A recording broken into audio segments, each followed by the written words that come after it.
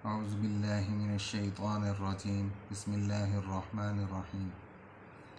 نحمدہ ونصلی علی رسولہ الکریم اما بعد فاعوذ باللہ من الشیطان الرجیم۔ قاضی ابو الحسن الماوردی اپنی کتاب اعلام النبوہ میں ایک عجیب واقعہ لکھتا ہے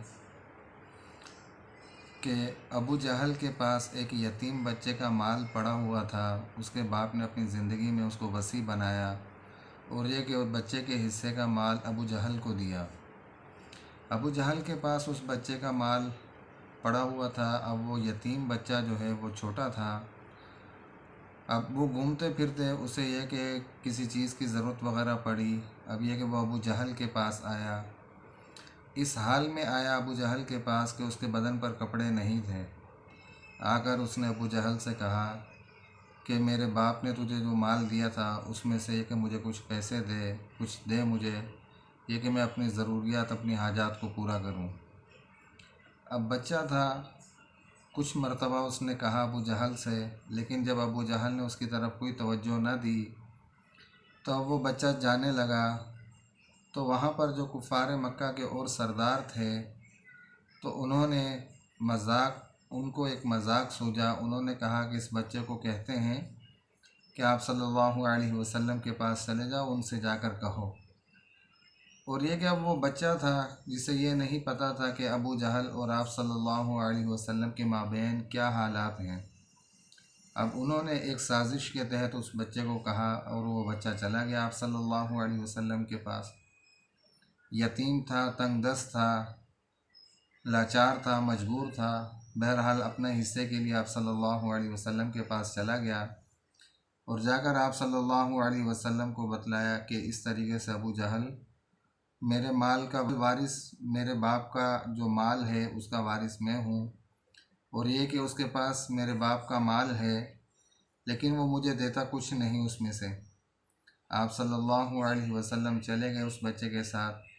اور جا کر ابو جہل کے پاس جب پہنچے تو ابو جہل نے آپ صلی اللہ علیہ وسلم کا بھرپور طریقے سے استقبال کیا، اگرچہ آپ صلی اللہ علیہ وسلم کا مخالف تھا ابو جہل، اور یہ کہ آپ صلی اللہ علیہ وسلم کے ساتھ دشمنی تھی، اسلام دشمنی بھی تھی، اور یہ کہ آپ صلی اللہ علیہ وسلم کے ساتھ ذاتی دشمنی وغیرہ بھی تھی۔ لیکن جیسے ہی آپ صلی اللہ علیہ وسلم نے فرمایا ابو جہل سے کہ اس بچے کا مال دے دو، تو ابو جہل نے فوراً بات مانی اور جا کر یہ کہ بچے کے حصے کا مال لا کر دے دیا۔ اب جو کفار مکہ جنہوں نے سازش کی تھی کہ بچے کو آپ صلی اللہ علیہ وسلم کے پاس بھیجا کہ آپ صلی اللہ علیہ وسلم اور ابو جہل کے مابین کیا تماشا وغیرہ ہوگا، تو اس کو دیکھنے کے لیے وہ لوگ تھے کفار مکہ وغیرہ۔ لیکن جب انہوں نے دیکھا کہ کوئی بھی مکالمہ نہیں ہوا دونوں کے درمیان،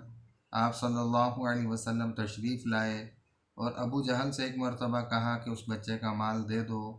تو ابو جہل نے اس بچے کا مال دے دیا۔ اسی چیز کی وجہ سے وہ لوگ پریشان تھے کہ یہ کیا ماجرا ہو گیا۔ تو بہرحال بچے کو مال دیا اور بچہ مال لے کر چلا گیا۔ آپ صلی اللہ علیہ وسلم بھی چلے گئے۔ اب جو کفار مکہ سازشی تھے، جو سازشیں کرنے والے تھے، وہ ابو جہل کے پاس آئے اور آخرکار وہ بھی نہ رکے کہ اس وقت بھی ان کو شرارت سوجی۔ انہوں نے آ کر ابو جہل سے کہا کہ لگتا ہے کہ تو بددین ہو گیا، آپ صلی اللہ علیہ وسلم نے تجھے ایک مرتبہ کہا اور تو نے اس بچے کا سارا مال لا کر دے دیا۔ ابو جہل نے کہا کہ جس وقت آپ صلی اللہ علیہ وسلم میرے پاس تشریف لائے تو مجھے یوں لگا جیسے ان کے دائیں اور بائیں دونوں طرف نیزے ہوں، کہ اگر میں نے آپ صلی اللہ علیہ وسلم کی بات نہ مانی، ان کی ذرا بھی مخالفت کی، کہیں ایسا نہ ہو کہ وہ دونوں نیزے میرے جسم کے اندر گھس جائیں اور مجھے ہلاک کر ڈالیں۔ یہ آپ صلی اللہ علیہ وسلم کی حقانیت اور صداقت تھی کہ آپ صلی اللہ علیہ وسلم کا رعب اور دبدبہ اللہ تبارک و تعالیٰ نے،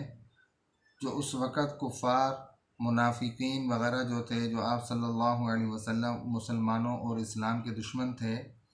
ان کے دلوں میں بھی آپ صلی اللہ علیہ وسلم کا رعب اللہ تبارک و تعالیٰ نے کس طریقے سے بٹھلایا، کس طریقے سے بٹھایا، اور یہ کہ ان کو بتلا دیا اللہ تبارک و تعالیٰ نے کہ میرا محبوب اکیلا نہیں ہے، بلکہ اس کے ساتھ میری ذات ہے، بلکہ اس کی مدد و نصرت کرنے والا، اس کی ہر جگہ حفاظت کرنے والا مجھ اللہ کی ذات ہے۔ آج مسلمانوں کے سامنے بھی کہیں ایسے بھی واقعات آتے ہیں یا کہیں ایسے حالات پیدا ہوتے ہیں تو مسلمانوں کو بھی چاہیے کہ اللہ تبارک و تعالیٰ کا نام لے کر آگے بڑھیں،